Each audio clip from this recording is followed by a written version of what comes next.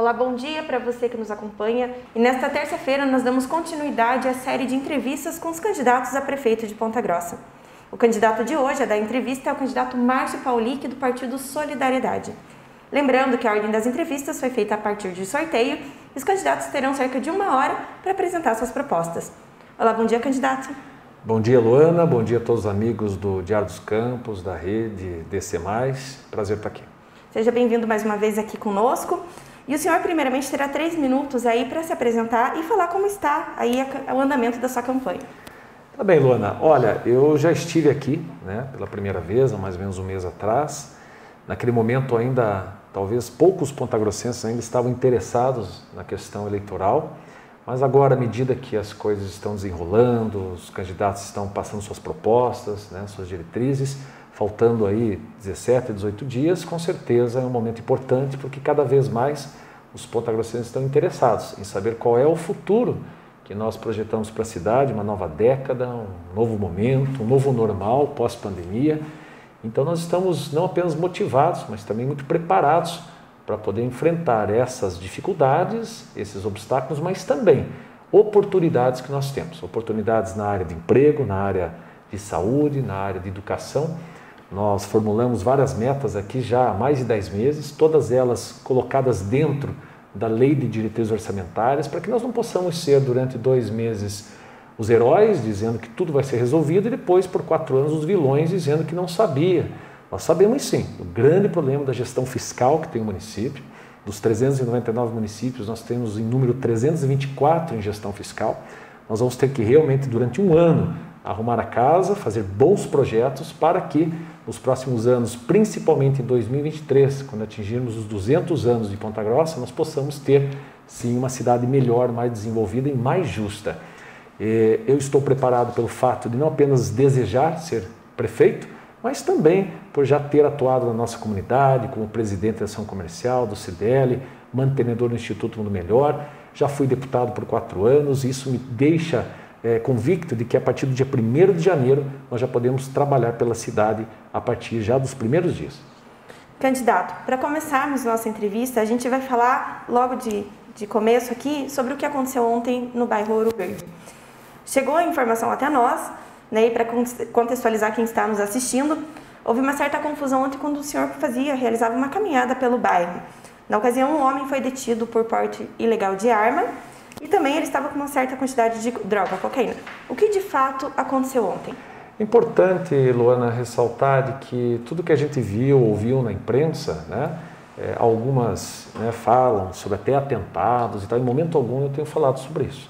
Eu apenas fiz aquilo que qualquer outro cidadão faria no momento em que você está andando num bairro e alguém saca uma arma, e que não apenas em relação a mim, ao Ricardo, que é meu vice, mas também as mais de 40 pessoas que ali estavam. Ali estavam os filhos de candidatos a vereadores conosco.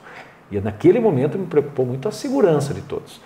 Graças a Deus, alguns apoiadores, na hora que ele sacou a arma, municiada, carregada, seguraram ele. Em 5 minutos veio a Guarda Municipal, e a gente agradece a Guarda pelo pronto atendimento. E nós apenas fizemos aquilo que nós deveríamos fazer. Fomos até a Polícia Civil, registrar um BO junto à Guarda Municipal, junto à Polícia Federal. Afinal de contas, nós estamos sendo alvos de muitos ataques, de fake news. A gente tem que tirar todas as dúvidas. Então, eu acredito que o que aconteceu é algo que não se pode ver de forma normal. A gente vê alguns comentários de até pessoas que representam Ponta Grossa dizendo que não, isso é normal, lá no Ouro Verde é assim mesmo. Não, gente. Nós não podemos encarar a falta de segurança dos pontagrossenses como algo normal. Houve até comentários dizendo, olha, o bandido estava na hora errada, no local errado. Não existe hora certa nem local certo de se cometer crimes. E nós entendemos que é nos bairros mais distantes que essa insegurança está acontecendo. Mas deixar claro, isso apenas nos fortalece, isso apenas nos fortifica, e nós não vamos deixar de ir até justamente esses bairros. É um compromisso meu, estar nos bairros mais distantes, de fora para dentro, do bairro para o centro, e nós sabemos que muitas vezes temos que enfrentar essa situação. Mas é justamente essas pessoas que estão à margem da sociedade que mais sofrem com essa insegurança. Aconteceu comigo ontem. Isso acontece com todos os pontagrossenses, com muitos pontagrossenses, todos os dias. Seja à noite, seja o dia. E isso vai apenas reforçar o nosso trabalho de que a segurança em Ponta Grossa terá que realmente passar por um grande investimento. Algo que nos deixa assim, ainda mais convictos de que, por exemplo, educação, Luana, tem 25% hoje de orçamento já direcionado.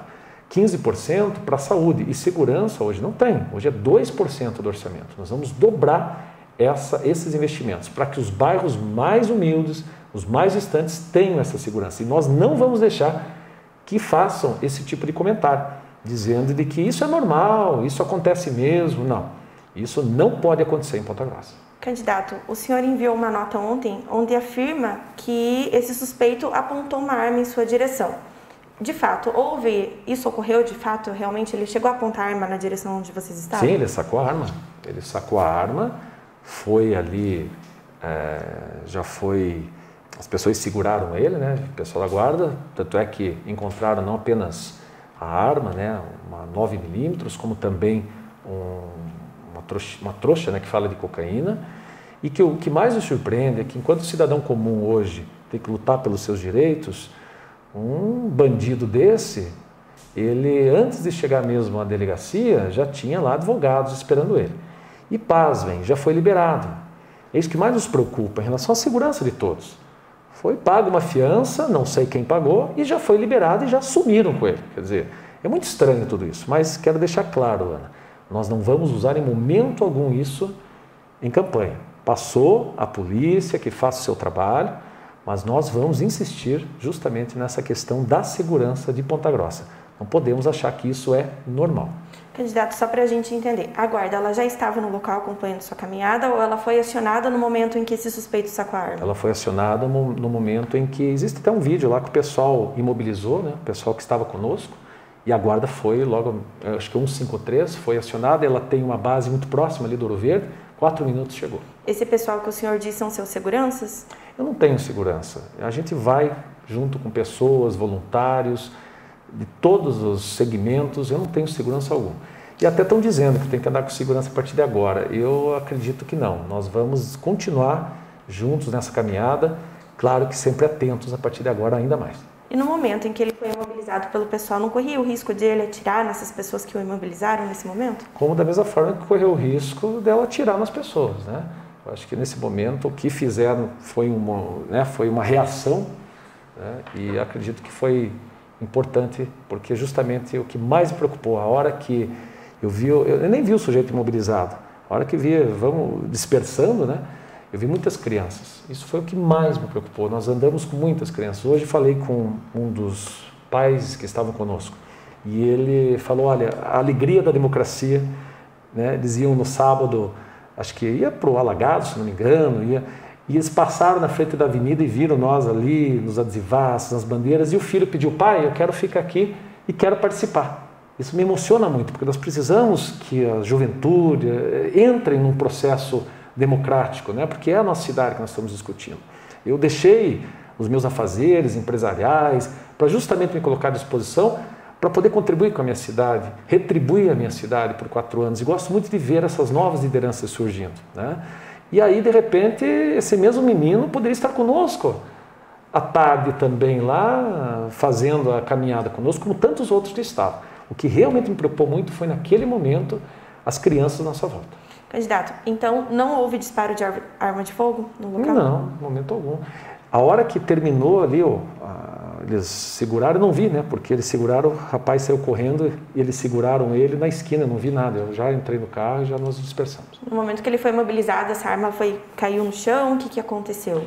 Eu não sei, eu só vi o vídeo. Eu vi o vídeo que o rapaz já estava imobilizado e já estava com uma arma na mão esperando a guarda. A princípio, a polícia descarta crime político. O senhor concorda com isso ou acredita que possa ter sido proposital? Eu concordo, eu acho que não tem nada nessa questão. A imprensa, muitas vezes, acabam fazendo esse tipo eu não faço juízo dessa questão. Eu só gostaria que a Polícia Civil, a Guarda, a Polícia Federal pudesse ir até o fim, né? Porque o que mais realmente me causa estranheza é o fato de que já tinham advogados que não eram nem de Ponta Grossa, quer dizer, já estavam sabendo do caso. A pessoa, o advogado, ele mora numa cidade a 1 hora de Ponta Grossa. E como é que já estavam ali? E também a liberação desse sujeito sem nenhum questionamento. Isso nos preocupa em relação às nossas caminhadas, mas isso não vai nos abalar, na verdade isso nos fortalece. E o senhor acredita que esse suspeito estaria ali no local justamente por saber que vocês estariam ali realizando uma caminhada, algo nesse sentido? Foi a primeira vez que nós anunciamos com antecedência que nós estaríamos ali. A gente geralmente anuncia uma hora antes, né? E ali nós já estávamos no Ouro Verde na sexta-feira, se não me engano, e nós não conseguimos fazer todo o bairro, e aí nós fomos já na segunda-feira novamente. Então, pela primeira vez, nós estávamos anunciando. E é importante dizer, Luana, de que nós vamos voltar lá no Ouro Verde e, mais do que nunca, nós vamos apoiar as famílias que lá estão. Bairros como Ouro Verde, como Francelina, Coronel Cláudio, os bairros não só os distantes, mas aqueles que estão até no coração de Ponta Grossa, no caso de Eugenberg, da Vila Cristina, são totalmente desassistidos. Tudo isso que está acontecendo é a falta de planejamento de gestão. É por isso que eu quero ser o prefeito de Ponta Grossa, para fazer com que a gestão fiscal possa ir até essas pessoas. Lá não se tem pavimentação, lá as pessoas não têm direito à sua casa própria, lá não pode chamar o seu espaço de seu, né, o seu pedaço de terra de seu. Lá eles não tinham água na sexta-feira, Luana, eles estavam sem água. Por isso que nós temos grandes projetos, algo tão básico, como por exemplo, uma parceria do governo do estado, nós temos um projeto chamado Caixa d'Água Boa, para levar a caixa d'água para essas pessoas que não têm condição. Então, sem água, sem pavimentação, sem escritura, a saúde sem os especialistas, e essa insegurança é algo que parece que nós estamos falando de outra cidade, mas não, é Ponta Grossa, pessoal, é Ponta Grossa que muitas vezes não se enxerga. Eu enxergo essas pessoas, é por isso que eu sou candidato. Candidato, nós tivemos acesso a um estudo do senhor e também tivemos acesso, né, ao seu plano de governo da Justiça Eleitoral. E um dos planos diz que o senhor precisa buscar medidas para sair do limite prudencial. No entanto, o município já conseguiu baixar os gastos com o pessoal para baixo do limite prudencial. Qual seria a meta a partir de agora? O município baixou os seus gastos por conta dos 42 milhões que veio do governo federal da pandemia e que foi usado 90% para o pagamento da folha. Aí fica mais fácil, né? Na verdade, em outros municípios, as prefeituras pagam a folha com o seu próprio recurso e o dinheiro que veio da pandemia foi para melhorar a saúde, para melhorar até em alguns subsídios para alguns segmentos que sofreram demais e ainda estão sofrendo, como o transporte escolar, como o pessoal dos eventos, enfim, nenhum deles foram apoiados aqui em Ponta Grossa.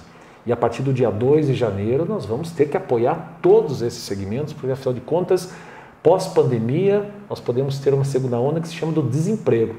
Vai acabar o auxílio emergencial em dezembro, que já está pela metade, e isso nos preocupa muito em relação a essa situação dos empregos.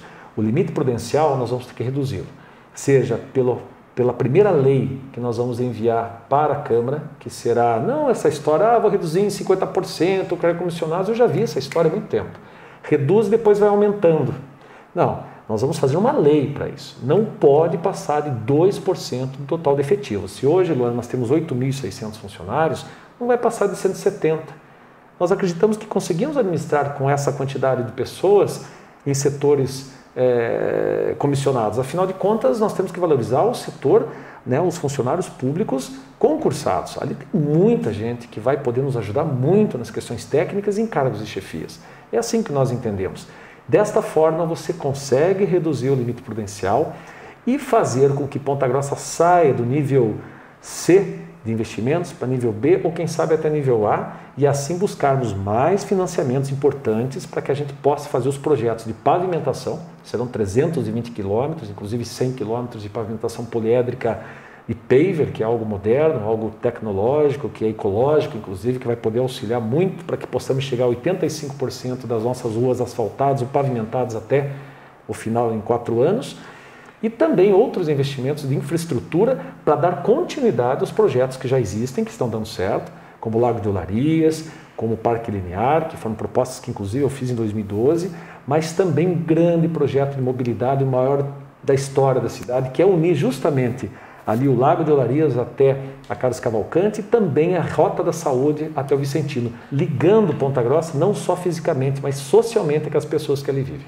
Sobre essa questão de mobilidade e pavimentação, a gente ainda vai tratar durante a nossa entrevista, mas ainda sobre cargos comissionados que o senhor comentou. O senhor tem uma ideia de quantos são os cargos comissionados da Prefeitura e de quanto seria essa redução? Olha, eram 370, mas nos últimos 3 meses, no meio de uma pandemia, se colocou mais 20, mais 30. É incrível a falta de sensibilidade dessa gestão em relação a tudo isso. De você aumentar a quantidade de cargos comissionados. E pior, você vê eles todos sendo pressionados. Ali os cargos comissionados tem muita gente boa, mas todos sendo pressionados para fazer campanha. Tem que ir para a avenida, tem que adesivar seu carro. Essa imposição, ela não pode existir. A partir do momento que você faça uma boa gestão, as pessoas vão contigo pela liderança. Apoiam você, apoiam o seu candidato, mas não de forma imposta. E isso não pode acontecer em Ponta Grossa. Você tem uma ideia, o prefeito tem um direito de resposta que ele perdeu, nós temos que colocar um direito de resposta de tantas fake news que ele tem falado por aí, e o oficial de justiça não acha ele dentro da prefeitura. Já foi inúmeras vezes, não acha na prefeitura, porque ele está fazendo campanha. Quem está administrando Ponta Grossa? Essa é a grande pergunta que nós temos que fazer. E, portanto, da mesma forma que se falou sobre os comissionados, nós temos outras questões que nós podemos fazer em Ponta Grossa, principalmente agora. Nos próximos dias tem o Dia do Servidor Público. Nós vamos falar do quanto é importante.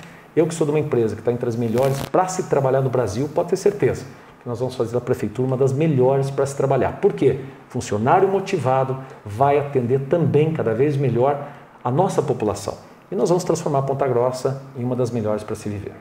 Candidato, ainda sobre essa questão dos servidores públicos, nós temos algumas perguntas de entidades que foram convidadas pelo Jornal Diário dos Campos.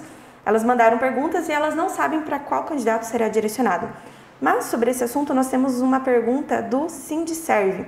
A gente vai assistir aqui no telão a pergunta, ok? Roberto Ferençoves, presidente do Sindicato dos Servidores Municipais de Ponta Grossa. Dentre as propostas apresentadas pelos candidatos está a implantação de um plano de cargos aos servidores municipais. O plano de cargos enseja evolução salarial e funcional. Nesse ano de 2020 foi aprovado no Congresso Nacional a Lei 173, aí em virtude do auxílio emergencial aos estados e municípios. Esta lei determina o congelamento dos salários dos servidores municipais, estaduais e federais até 31 de dezembro de 2021. Outro problema também é que nós temos a falta de centenas de servidores, em especial na área da saúde e educação, que ensejariam contratações nos próximos anos. Também temos o problema em 2024, o ano da reeleição, a lei eleitoral restringe também no último ano aí a questão de concessão de aumento e readequações aos servidores. Portanto, nós teríamos somente 2 anos, 2022 e 2023, para implementar essa proposta. Então fica a pergunta ao candidato ou à candidata como implementar um plano de cargos de servidores tendo todos esses aspectos negativos e aspectos contrários. Então, como cumprir esta promessa? Muito bem, Roberto, já estive com ele lá no sindicato e a primeira questão que é importante é o diálogo que nós temos que ter sincero, direto com o sindicato. Os sindicatos não são nossos inimigos, os sindicatos defendem o funcionalismo como defendem qualquer outra categoria no setor privado. E essa defesa é importantíssima e o prefeito tem que entender que eles estão fazendo a sua parte. Hoje o sindicato virou um inimigo do atual prefeito. Isso é terrível para a cidade, principalmente para os servidores. Nós temos sim algumas questões importantes. Primeiro, cargos e salários é algo que se discute há muitos e muitos anos. Nós vamos colocar na mesa com o sindicato tudo o que nós estaremos fazendo em relação à redução dos nossos custos, sem perder a qualidade do serviço público. Está aqui, Roberto, está aqui, sindicato, o que nós fizemos. Reduzimos os comissionados, reduzimos as secretarias, estamos pagando menos aluguel de algum setor, de alguns imóveis que estão hoje sendo locados. Existem outras situações ligadas à questão do funcionalismo que nós precisamos conversar sem redução nenhuma dos seus salários, para que o valor que nós possamos economizar sirva para colocarmos novos servidores concursados. Nós precisamos que a Guarda Municipal aumente. Nós temos uma grande necessidade na área de saúde e na área de educação. Isso será primordial. Outra questão, hora extra. Eu acho incrível a controladoria ter hora extra e os funcionários, por exemplo, do setor ali do Parque de Máquinas não ter. Luana, muitas vezes os funcionários do Parque de Máquinas, eles querem trabalhar num sábado, numa Operação Bairros, para receber hora extra de R$150 naquele sábado. Aquilo é complemento salarial. Então tem que se entender que em muitas situações de hora extra, ele faz parte do orçamento familiar. E tirar hora extra dessas pessoas, não pode. Não pode. Portanto, que nós vamos trabalhar com vale refeição, vale alimentação, que hoje ele inclui no salário, mas ele diminui os encargos da prefeitura, é algo que o próprio sindicato entende seja possível. Nós teremos esses prêmios de produtividade, temos que desburocratizar após pandemia, menos burocracia. Os professores, o pessoal da área de saúde, eles preenchem mais formulários do que atendem as pessoas, por ter um sistema que cai a toda hora. Você vai no posto de saúde, as pessoas estão lá esperando, não por falha de atendimento do servidor, que faz um belíssimo trabalho, mas porque não tem internet. Eu estou presenciando isso diariamente. Então, essa integração com os servidores, através do sindicato, será fundamental. Nós temos vários projetos. A Universidade do Servidor, o Banco de Talentos, o diálogo permanente, enfim. Pode ter certeza que aquilo que eu sempre falei, nós vamos valorizar o funcionalismo em vários aspectos. Não é só na questão salarial, é a proximidade com eles. É olhar, não ter assessor em volta, puxando a sardinha do prefeito, desculpa a expressão, puxando o saco ali, blindando o prefeito. Não, prefeito, não precisa ir lá no Parque Limax, não precisa ir naquele postinho que está tudo bem. Não, vai olhar lá, vai olhar e vai perguntar se está tudo bem.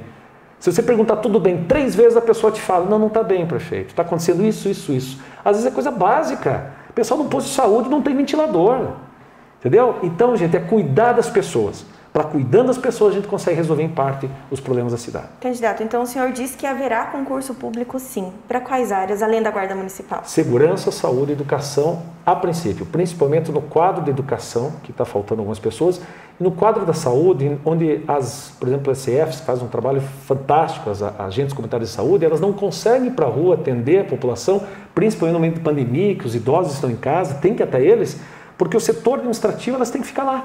Porque não tem funcionário do setor administrativo. Esse respeito, por exemplo, vamos abrir a UPA Santana? Vamos, mas tem que ser em forma de PA, porque senão os funcionários, quase 70% do pronto-socorro, vão perder o adicional de 25%. Adianta cuidar da saúde da população, não cuidar da saúde do funcionalismo? Quando eu digo saúde, até financeira. Então tem que se analisar, por isso que nós precisamos de um administrador à frente da prefeitura. O senhor teria uma quantidade de quantos seriam esses contratados? Hoje faltam mais de 1.500, mas o primeiro ano, a gente vai fazer uma avaliação junto com o sindicato, porque nós temos um LDO, para você ter uma ideia, 1 bilhão e 22 milhões de orçamento, se todos os impostos com IPTU estiverem sendo pagos, né? A gente não sabe pós-pandemia, e tem 870 milhões de despesas já acertadas. Só que, sobrou 200, não, nós temos mais de 79 milhões de dívidas, que nós temos que pagar já para o Finisa, que é da pavimentação, e temos os precatórios. Os precatórios aí vão consumir quase 3 milhões por mês da prefeitura.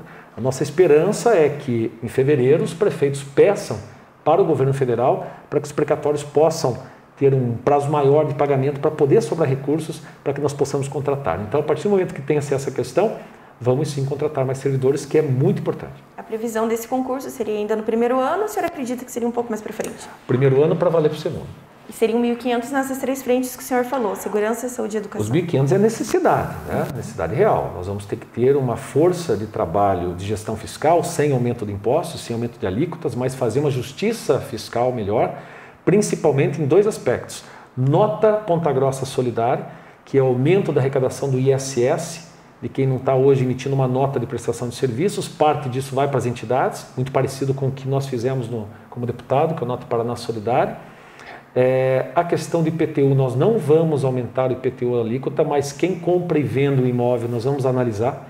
Nós temos exemplos em Ponta Grossa, onde se comprou um imóvel por 20 milhões e ele está no valor venal por 3. E a gente fica sabendo disso por conta do percentual de TBI. Essas questões são importantes. E os vazios urbanos de Ponta Grossa que precisam ser definidos também para que quem quer investir na cidade, que invistam nos vazios urbanos. Isso aumenta ISS, não apenas o ISS da cidade, prestação de serviço, mas a construção civil, enfim. Nesse formato, onde você consegue aumentar as receitas, diminuir despesas, sem perder a qualidade do serviço público, o que tiver de lucro social, que é o lucro, vai para investir no funcionalismo, seja que estão lá, principalmente, inclusive, no seu dia a dia de trabalho. Tem gente que está lá na prefeitura e o ar-condicionado é o tempo do Zuc. Nós vamos fazer um restaurante, inclusive, em parceria público-privada, com estacionamento para os servidores públicos lá da prefeitura. O senhor falou da Universidade do Servidor aí durante a nossa conversa. Como que funcionaria? Já tem um local específico onde seria essa universidade de servidor? E o que ele ofereceria? Que tipo de cursos? Olha, nós temos aqui com estabelecimentos e convênios, né, com o setor público, com as universidades, instituições de ensino médio. Eu entendo que a capacitação é o que mais realmente nós podemos trabalhar. As pessoas estão ávidas por isso, pós-pandemia. Eu tenho um instituto que se chama Mundo Melhor, que capacita jovens de primeiro emprego. Esses jovens de primeiro emprego, eles vão para uma entrevista mais preparados e conseguem, inclusive por isso.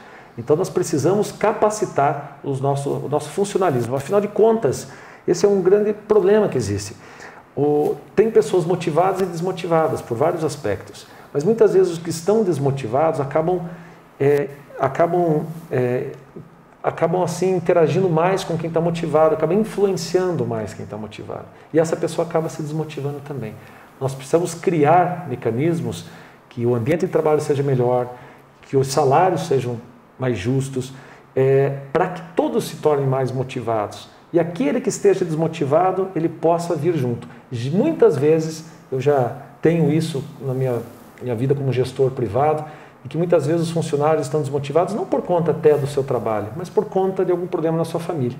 Cuidar da família dos funcionários, de um funcionário que tem um filho desempregado, uma filha adolescente grávida, uma criança cuidando de criança porque não tem uma creche na sua casa, um irmão cuidando da irmãzinha, nós precisamos cuidar da família deles, com os psicólogos, com tudo, para que eles possam se motivar e assim também a população ser mais bem atendida. E já teria um local, um espaço físico para essa universidade? A Universidade dos Servidores será dentro da própria prefeitura, num espaço que nós vamos adequar, ou dentro, né, ali do Guaíra.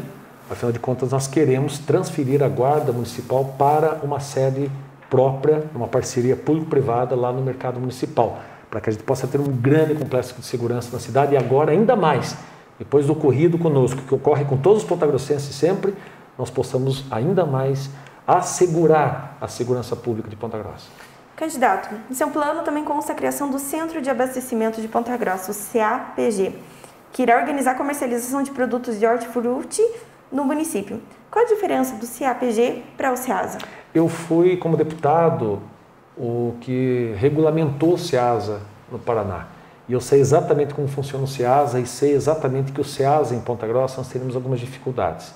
Mas um centro de abastecimento seria muito mais real. Inclusive o mercado municipal pode estar dentro desse centro de abastecimento, o mercado municipal de hortifruti, granjeiros, mas muito ligado à área dos orgânicos, floricultura, né, comercialização de flores, como eu vejo no CEASA de Curitiba, pode ser feito aqui. Nós não podemos ter em Ponta Grossa uma situação que acontece com o CEASA em Curitiba, que é a pedra. A pedra é uma disputa muito grande dos pequenos agricultores em cima ali de uma situação de ter um espaço dentro do CEASA. Nós temos que fazer de uma forma organizada. E aí, claro, nós temos que ter a sociedade rural, o sindicato rural conosco, um cinturão verde em Ponta Grossa, onde nós podemos ter o ITR ser transformado em IPTU, que melhora a arrecadação do município, mas o IPTU na mesma alíquota do ITR para que não haja aumento de impostos para os pequenos agricultores, e aí a segurança alimentar. A Feira Verde gigante, onde nós temos que ter o leite, mel, né? Hoje estão prometendo outras coisas que é inviável. Hoje, infelizmente, a gente conversa com as pessoas, é só chuchu e beterraba murcha. Nós temos o sacolão da família apenas ali no terminal central e algo que eu queria apenas rapidamente falar, os mercados da família. A prefeitura não tem que ficar cuidando de mercado. Teve R$1 milhão de desvio, né, como tantos outros, como do combustível e tudo mais. Nós podemos permanecer com os mercados da família que tem, mas principalmente cadastrar pequenos comerciantes em vilas e bairros da cidade que fazem esse trabalho daí conveniado de um mercado da família, com 30% de desconto subsidiado pela prefeitura para atender as famílias que ganham até 3 salários mínimos e meio. Valoriza os comerciantes, pequenos comerciantes e aproxima essa função social do mercado da família a vilas e bairros que não tem. Candidato, falando um pouco agora sobre o meio ambiente. O senhor traz também a questão da patrulha rural em seu plano de governo, trazendo melhorias no campo com patrolas e caminhões. Qual seria a quantidade desses equipamentos nessas regiões? Primeiro, a Secretaria da Agricultura ou Secretaria do Meio Ambiente tem que ter essas patrolas e caminhões, porque as pessoas que entendem, inclusive o secretário do Meio Ambiente, o secretário da Agricultura, eles têm que estar alinhados com as entidades de Ponta Grossa. Eu tenho 10 partidos comigo, mas nenhum deles tem secretarias políticas. Todos são técnicos, todos poderão ser escolhidos juntos com as entidades, para que nós possamos colocar pessoas realmente que sejam técnicas e mais, gente nova. Os ex-secretários, aqueles que já foram secretários de gestões passadas, têm todos os seus méritos, já serviram a cidade, tem tudo a nosso respeito. Nós estamos indo para uma nova década, Luana. Nós precisamos de novas pessoas que possam justamente pensar diferente, pensar em inovação. E também acabar com as fake news. Saiu aí, por exemplo, um papelzinho feito a caneta dizendo que era a relação dos meus secretários. Esse é o desespero que as pessoas têm de querer nos colar alguma coisa que não existe. Nós não teremos Secretaria de Cultura, de Turismo e Esporte juntos, um apenas secretário. Cada secretaria nós vamos ter uma pessoa técnica que entenda. E a questão do meio ambiente, mais uma vez dizendo, nós temos que exigir os 2% do ICMS ecológico que nós arrecadamos para o Estado aqui para a cidade. Nós recebemos apenas 1/3 desse valor. Esse valor tem que voltar, principalmente por conta dos 152 quilômetros de arroios que nós temos em Ponta Grossa e que vamos trabalhar na sua revitalização, de boa parte, seja pelo ICMS ecológico e seja também numa futura conversa com a Sanepar em relação a essa renovação de 30 anos, que vai ter que trazer recursos aqui para também essa questão. Seja a Sanepar ou seja qualquer outra empresa que venha competir, afinal de contas temos um marco regulatório de saneamento que nos permite isso. Candidato, também com relação ao Centro de Triagem de Resíduos, é um projeto voltado para reciclagem, mas também com relação ao lixo orgânico. O senhor apoia e dará continuidade à usina do lixo que está sendo construída aqui? Ou o senhor pretende criar um novo centro de triagem? Como que funcionaria? Claro que apoia, é uma parceria público-privada importante. Inclusive, dia 11 vão inaugurar essa usina de lixo que transforma em energia, mesmo ainda pela metade da obra. Questão política, eles querem inaugurar antes das eleições, a gente entende, né? Tudo bem, só o povo não cair muito nessas conversas fiadas aí, mas aquela usina vai ser muito importante a hora que ela estiver pronta de verdade.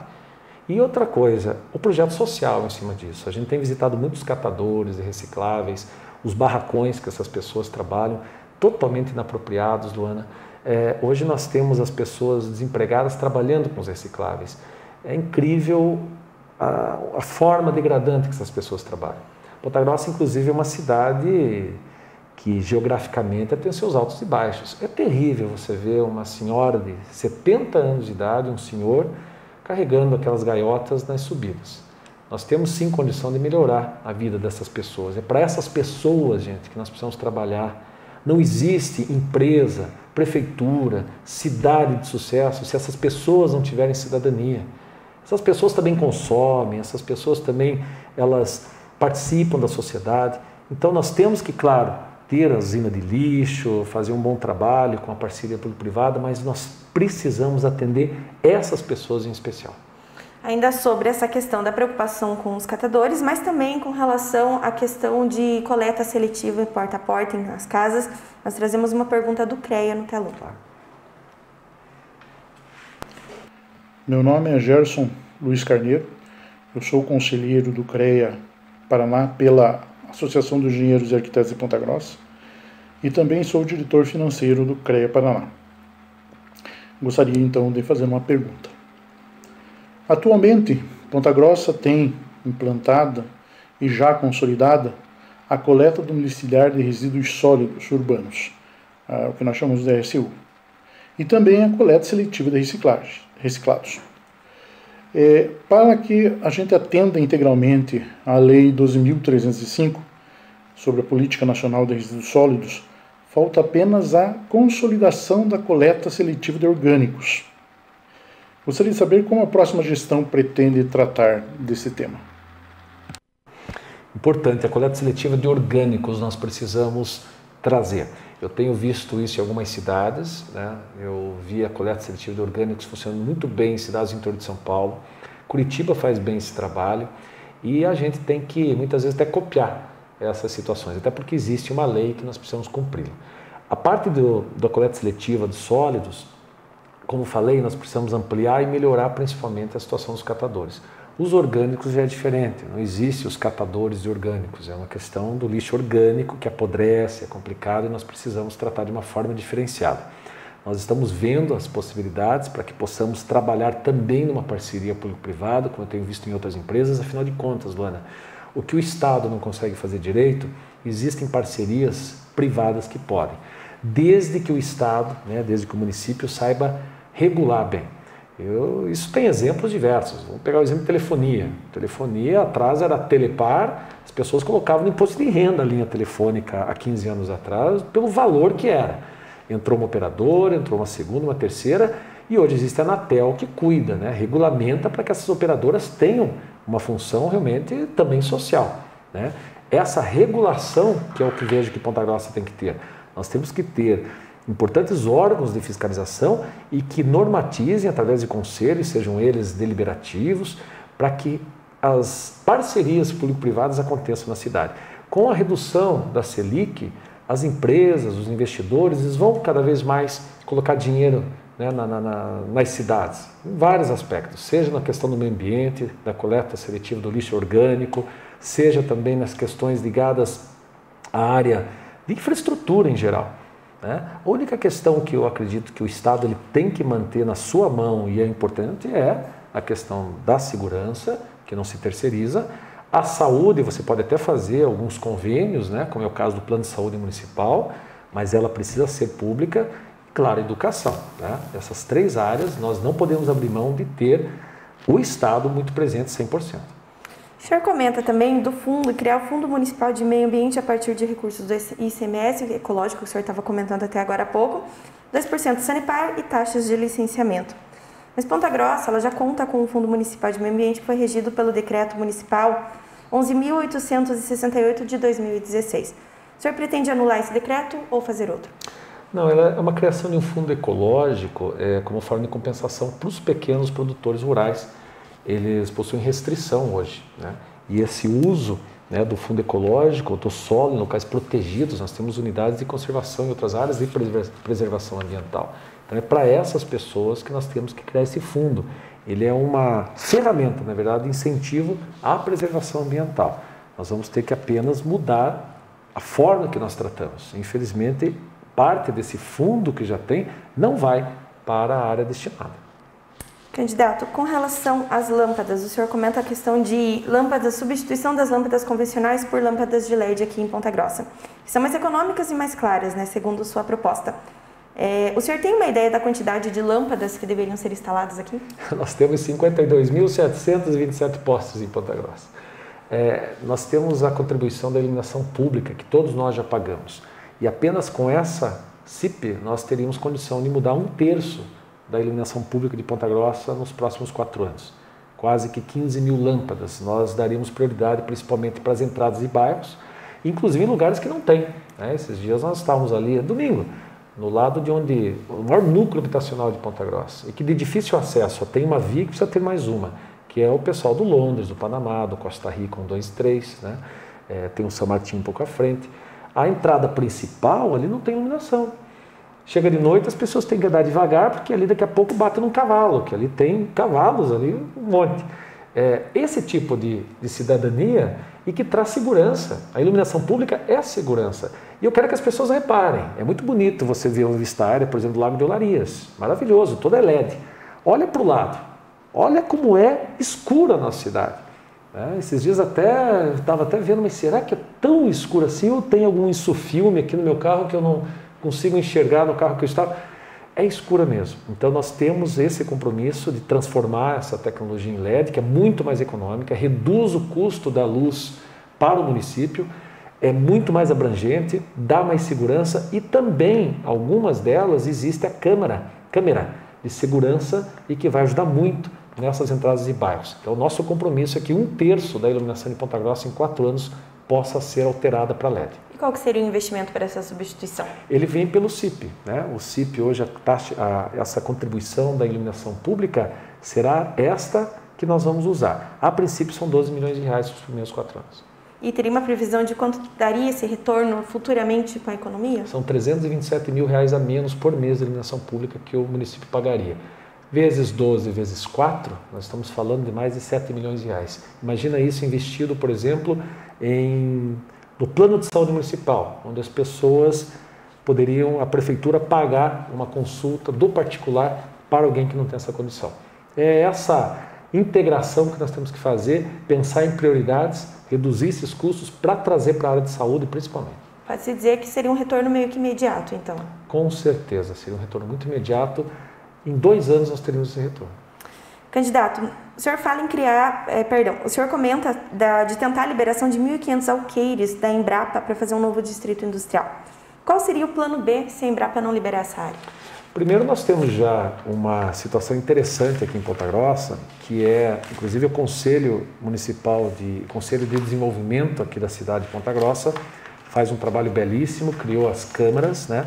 E dentro dessas situações existem aqui, por exemplo, que está dentro do meu plano de governo, transformar a Ponta Grossa até 2043 num dos maiores hubs do sul do país, né? Através de excelência em infraestrutura logística nacional e internacional. Pensando nisso, nós temos inclusive o NDI que trabalha, não é apenas ali, aquele distrito industrial, mas também aquele que vem lá saindo já para Castro, que precisa ser ampliado. Existe um processo do governo do estado já de 18 milhões de reais para investir ali no distrito industrial na pavimentação. Então, antes de se pensar qualquer novo distrito, a Embrapa, é com o governo federal que nós vamos trabalhar, para que nós possamos liberar esses alqueires para trazer mais indústrias que queiram se instalar em Ponta Grossa. Mas nós temos prioridade. Ali no Distrito Industrial Ciro Martins, ter um posto avançado do Corpo de Bombeiros, que hoje ali, graças a Deus, nunca aconteceu nada de incêndio mais sério, mas se acontecer hoje não tem suporte, inclusive os industriais até pagariam um seguro menor sabendo que tem um Corpo de Bombeiros ali. A pavimentação toda, que inclusive é importante dizer que esses investimentos do governo do estado, que é a pavimentação do Ciro Martins, o governo federal trazendo recursos ali para o aeroporto, para a ampliação do Santana, as escolas cívico-militares, que agora o governador Ratinho está... Isso independe de quem seja o futuro prefeito ou prefeita de Ponta Grossa. Isso é um dever do Estado em relação aos pontagrossenses. Então, dar continuidade aos bons projetos da cidade e mudar aquilo que não está bom é o nosso compromisso. E a parceria com o governo do Estado vai ser muito forte. Eu sou muito amigo do governador, fomos juntos deputados e eu tenho certeza que tudo vai dar certo. Agora é importante dizer que o Distrito Industrial precisa desses recursos de pavimentação, melhorar aquele de Castro e aí sim pensar nesse do Embrapa, porque nós teremos uma terceira onda de industrialização na cidade. Nós já eu inclusive estive na Câmara Brasil-Japão, já buscando uma empresa para Ponta Grossa, que é a Nissin. A Nissin que faz o macarrão miojo. São mais de 400 empregos, 300 milhões de investimentos, estão buscando 200 mil metros. Ali já seria um ótimo local para a gente poder instalar. Se não, vamos achar um outro local no próprio distrito que já tem. Essa fábrica da Nissin é a mesma que foi anunciada já esses tempos? Falando que ela está numa competição, né, entre Irati, entre Ponta Grossa. Eu estive lá na Câmara Brasil-Japão há 3 meses atrás tratando sobre isso. E esse vai ser assim uma das grandes missões de um prefeito, buscar empregos, né? Nós trazemos pelo comércio, eu acho que o comércio também ajuda muito na geração do primeiro emprego. As indústrias que deverão vir para cá, o prefeito buscar, vender Ponta Grossa, né? Vender as suas qualidades para essas empresas que vão querer investir aqui nos próximos anos, pós-pandemia, isso vai acontecer. Temos que estar preparados. O melhor projeto social que existe é emprego. Inclusive, como deputado, eu fui coautor de uma lei que obriga, claro que é numa boa conversa com as empresas, que todas elas que têm incentivos fiscais do governo estadual, como o Paraná Competitivo, 10% das vagas tem que ser para pessoas do primeiro emprego. Com relação ainda sobre o Distrito Industrial, nós temos uma pergunta do NDI no telão, candidato. Bom dia, senhores candidatos.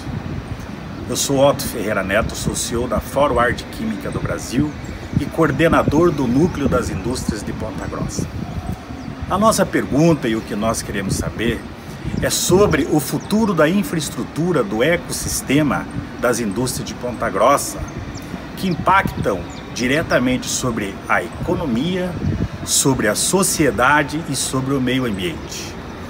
Como uma pergunta muito abrangente, nós dividimos em 3 tópicos, e o primeiro deles é sobre o NDI, que é um dos principais atores desse ecossistema. A nossa pergunta para o candidato ou a candidata é: o candidato tem conhecimento sobre a missão, sobre a existência, por que existe o Núcleo das Indústrias de Ponta Grossa? E a outra pergunta, o outro tópico, seria sobre qual o tipo de empresas que o candidato entende que deve ser atraída para o nosso ecossistema, que em razão da sua empregabilidade e mão de obra venha contribuir com o desenvolvimento e a redução do índice de pobreza da nossa cidade. E por último e não menos importante, sobre a Secretaria da Indústria e Comércio da Prefeitura Municipal de Ponta Grossa, que é um dos principais atores desse ecossistema, gostaríamos de saber qual é o critério que o candidato ou a candidata está utilizando ou será utilizado para definir quem estará à frente dessa secretaria que vai compor a sua equipe de governo. Ao Diário dos Campos, muito obrigado aos candidatos, sucesso na sua campanha e sucesso no seu objetivo. Um bom dia a todos. Muito bem, bom dia, Otto. Na verdade é assim, primeiro, a questão da infraestrutura, Luana. O NDI, ele faz parte, né, de uma Câmara do Conselho de Desenvolvimento de Ponta Grossa, e eu sei disso porque fui presidente de ação comercial, as câmaras setoriais foi nós que criamos, o Conselho de Entidades, o Observatório Social, nós que trouxemos para cá, então eu tenho uma liberdade muito grande, uma tranquilidade muito grande de falar sobre esse tema. Primeira questão, todos os estudos do Conselho, não só do Conselho, mas do PMAI, estão no PG mais 200. Como eu falei, transformar a cidade como o maior hub do sul do país não é um desejo do Márcio, é um desejo da sociedade, do NDI que está aqui. Garantir desenvolvimento sustentável ao agronegócio, agregando valor aos produtos, propiciando diversificação de atividades, com inserção de novas tecnologias e busca da segurança alimentar. Foi em cima desses preceitos que nós trabalhamos no PG mais 200. Um ambiente inteligente que acolhe e estimule o surgimento de novos negócios para o comércio e serviços. Construir um território integrador através da inovação, geração de conhecimentos. Enfim, tornar-se referência na América Latina em desenvolvimento industrial por meio de conectividade, inovação, infraestrutura e logística. Esse trabalho será em parceria com o Conselho de Desenvolvimento. Nós vamos ter juntos a possibilidade de pensarmos qual é a vocação natural de Ponta Grossa. Eu entendo que entre todos os setores, eu gostaria muito de trazer um que eu entendo muito bem e que emprega muita gente, que é o setor moveleiro. Ponta Grossa tem muita reflorestamento, né, que pode ser usado para o setor moveleiro com Arapongas. Essas empresas querem novas plantas, querem mais estar próximo do porto, do aeroporto, nós temos aqui o gás, enfim. Eu vou lutar para que o setor moveleiro venha para Ponta Grossa, porque ele emprega muita gente. Uma indústria aí qualquer do ramo moveleiro traz 300, 400 empregos, né? E muitos para jovens de primeiro emprego. E a última pergunta sobre o secretário de Indústria e Comércio. Quem vai definir é o NDI, junto com a FIEP, junto com a Ação Comercial, junto com o CDL, o Sindilojas, enfim, todos que conhecem indústria e comércio, porque eu entendo assim, o secretário, se errarmos, vamos errar juntos, se acertarmos, vamos acertar juntos. A melhor forma é eu poder cobrir meta, né, cobrar metas de alguém que foi direcionado pelas entidades. E não fica aquele jogo de empurra, né, todos estarão juntos. Por isso que eu sempre digo que é união de forças e que se houver divisão, que seja de tarefas. Candidato, a gente está caminhando para os 10 últimos minutos da nossa entrevista, mas temos algumas questões ainda para abordar com relação à pavimentação. Em dos seus planos, o senhor cita o projeto Meu Calçamento, com a intenção de gerar mais empregos e pavimentar as vias e bairros no mutirão de pavimentação poliédrica. Em seu programa na TV, o senhor comenta em aplicação de pavers e não pavimentação poliédrica, não é citado no caso. Elas seriam a mesma coisa? Qual seria a diferença entre elas? É a pavimentação poliédrica em paver, algumas pessoas conhecem como bloquete. Os bloquetes de cimento. Inclusive, esses dias eu fiz uma filmagem ali, bem na rua que chega no Operário, ali, no Germano Krieger, tem esses pavers de cimento. Não é a pedra irregular, né? Pedra irregular não, e sim os bloquetes. Na verdade, já existe um processo tecnológico de uma máquina que vem e vai assentando todos eles. E quando existe uma questão de um buraco, de uma manutenção, simplesmente você retira aqueles bloquetes, coloca novamente, assenta a terra e tal, e coloca eles novamente. É de uma fácil manutenção. São 100 quilômetros desse novo tipo de pavimentação, que é 1/3 mais em conta do que a pavimentação asfáltica.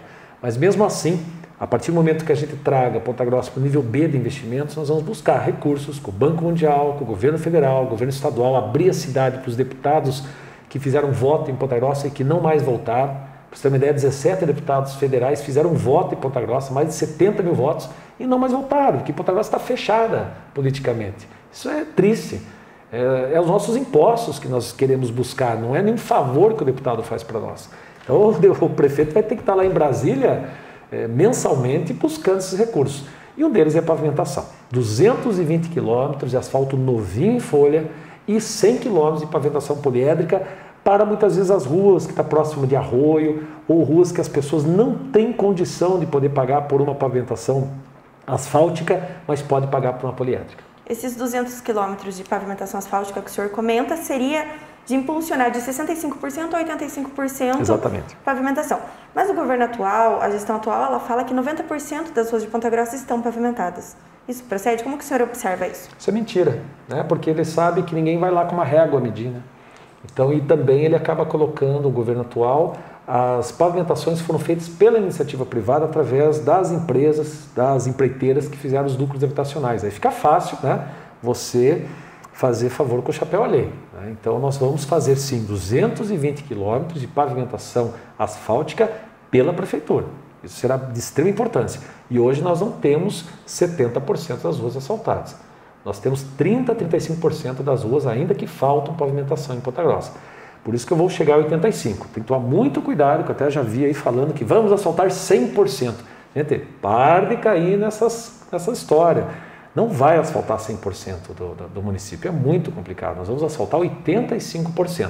Vai sobrar 15%, mas principalmente nós vamos buscar de fora para dentro. Nós vamos asfaltar principalmente os bairros mais distantes. São 37 quilômetros de ponta a ponta. Se começa pelo centro, nunca chega nas extremidades. É para essas pessoas, quando a gente falou do Ouro Verde. Ouro Verde, as pessoas não têm escritura, não conseguem pagar para o asfalto, mas lá nós vamos colocar o poliedro. Esse poliedro de paver, inclusive, pode dar emprego para as pessoas que estão ali. Olha só que maravilha se a gente conseguir fazer um trabalho de que a pessoa que está desempregada, que de cada 10 desempregados de Ponta Grossa, 7 são de construção civil, poderem ajudar a assentar ali os pavers próximo da sua casa. Isso eu tenho certeza e é assim que se faz. Com relação à segurança, o senhor comentou em criar a Central Única de Segurança no mercado municipal. Até estava comentando agora há pouco na nossa conversa, né? Isso teria participação da Polícia Civil, Polícia Militar, Guarda Municipal e Conselho Tutelar. Quem iria comandar esse centro, candidato? A Secretaria de Segurança Pública de Ponta Grossa. Nós já temos um centro integrado ali no Guaíra que precisa ser aperfeiçoado, mas nós temos que ter uma integração ainda maior. A partir do momento que nós pudermos colocar numa grande sede, no caso onde é hoje, infelizmente, né, ali destruiu algo que era um grande patrimônio da cidade e que inclusive está ainda até com algumas suspensões, né, de desvios, o mercado municipal. Ali nós vamos, numa parceria público-privada, de uma empresa que vai construir para algum fim, nós vamos ter os andares e espaços para a parte de segurança da cidade. Ali vamos colocar a guarda municipal com todas as suas viaturas. Isso libera inclusive o Guaíra para que a gente possa pegar alguns órgãos que estão em imóveis alugados e levar lá para o Guaíra. Dessa forma a gente economiza, nós vamos centralizar todos ali e com certeza vai ser uma grande referência na segurança pública de Ponta Grossa. Além da segmentação da guarda, vai ter a guarda municipal comercial, inclusive é importante dizer que vai fazer a segurança não apenas do comércio formal, mas também do informal. As fake news, né, por aí, dizendo, o Márcio lá vai tirar os ambulantes. Não, os ambulantes geram emprego. Para mim o que interessa é gerar emprego. O Paraguaizinho, ali, o comércio popular, será mais 10 anos de concessão, porque precisa as pessoas trabalharem pós-pandemia e gerar emprego. O governo não pode atrapalhar essas pessoas. O que nós podemos ter que fazer é não deixar mais outros de fora virem do comércio informal. Aí fica muito difícil para todos nós. Mas aqueles que estão aqui já trabalhando registrados têm que continuar sendo valorizados. O Conselho Tutelar, no entanto, é um órgão assistencial. Por que colocar ele junto com demais órgãos de segurança? Não, talvez o Conselho Tutelar, ele está hoje, até na nossa propaganda de estar ali, mas eu conversei com algumas pessoas da possibilidade de não estar. Essa é a importância do diálogo, né? Nós lançamos algumas ideias, inclusive no PG mais 200, o início aqui diz muito sobre esse diálogo. Nós vamos levar ele para apreciação das entidades e todos, e se tiver que mudar, nós vamos mudar. Um prefeito não é o dono da cidade. Acabou o coronelismo, apesar que para alguns ainda continua, para nós não. Nós vamos conversar. Eu vi esses dias, por exemplo, quando um conselho deliberativo da área de cultura de Ponta Grossa não concordou com o atual prefeito em relação a transformar ali aquele centro que tem ali a Casa da Cultura ali no Parque Ambiental, que o prefeito queria colocar ali uma extensão da Polícia Militar, né? E o Conselho de Cultura diz, não, ele tem que ser algo ligado à cultura. E a reação do poder público foi dizer, não, vocês estão sendo contra porque vocês são oposição, porque vocês são isso, são aquilo. Gente, é um desrespeito muito, muito grande, são conselhos deliberativos. Então esses conselhos nós vamos ouvi-los e vamos pensar juntos o que é melhor para a cidade, sem politicagem e mais técnica. Com relação aos animais agora, candidato, nós temos uma pergunta no telão do SOS Bichos.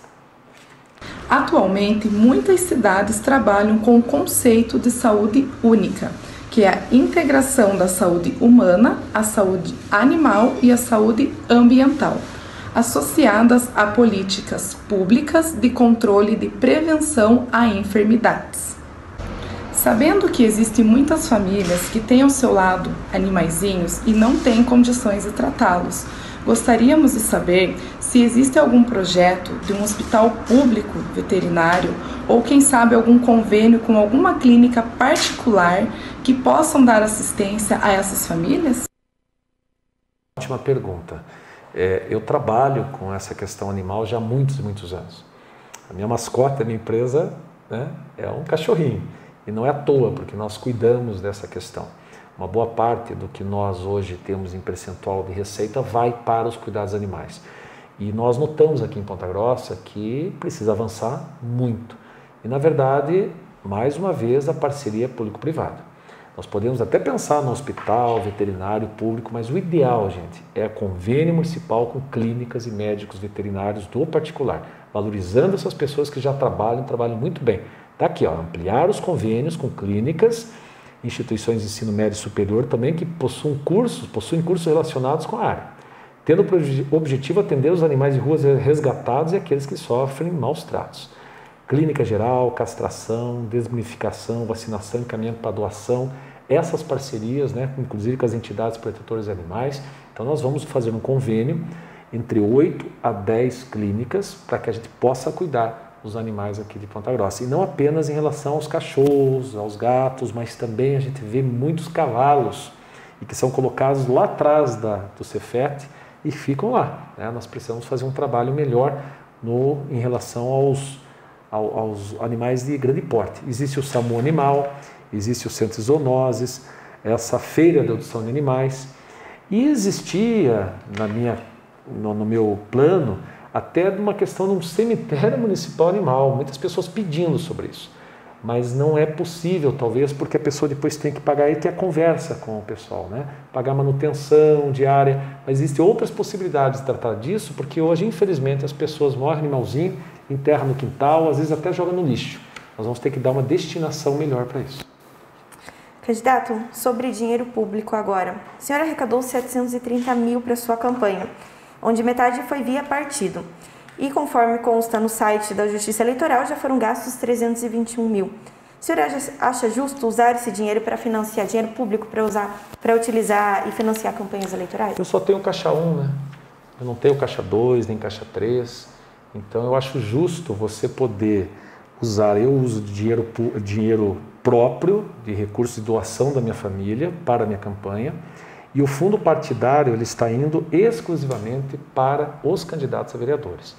Existem muitos candidatos a vereadores que não têm nenhum recurso, mas são pessoas com boas ideias, querem renovação e precisam do mínimo de estrutura, precisam de material de campanha, né? Essas pessoas às vezes não têm recursos para isso, mas têm muita boa vontade. Eu fico muito feliz de ter vários deles e são ideias espetaculares, que eles passam muito das ideias dos vereadores, vêm no nosso plano através deles, através das suas famílias, das reuniões que nós fazemos. Então eu acho que sim, é importante que você possa aplicar o recurso nesses vereadores para que eles possam mostrar à sociedade essa ideia de renovação. E é importante dizer que a maioria dos recursos que eu estou usando hoje é da minha família. Eu não estou indo atrás de ninguém, nada, justamente porque eu acredito que nós temos que ter uma independência na gestão para que possamos fazer aquilo que deve ser feito e não ficar, às vezes, amarrado com alguns setores da sociedade. A gente está chegando ao final da nossa entrevista. O senhor tem 3 minutos aí restantes para se posicionar e se despedir. Olha, Luana, eu quero agradecer a todos vocês. Eu aqui falo muito com o coração aberto, falo aquilo que penso. Nós temos apenas 17 dias. Nós sabemos que Ponta Grossa precisa dar continuidade a muitas coisas boas. Nos últimos 8 anos, muitas coisas boas aconteceram, né? Mas tem muitas outras coisas que precisam melhorar. Depois de 8 anos, é importante uma mudança não de direção, mas uma mudança de equipe, pensamentos novos, ideias novas, não voltar para trás. esse é o que mais realmente a gente tem colocado para toda a população. E ela tem entendido isso. As propostas que nós estamos fazendo não é apenas para toda a cidade, mas em cada bairro que nós vamos, eu levo minha agendinha, eu e o Ricardo, e a gente anota cada situação.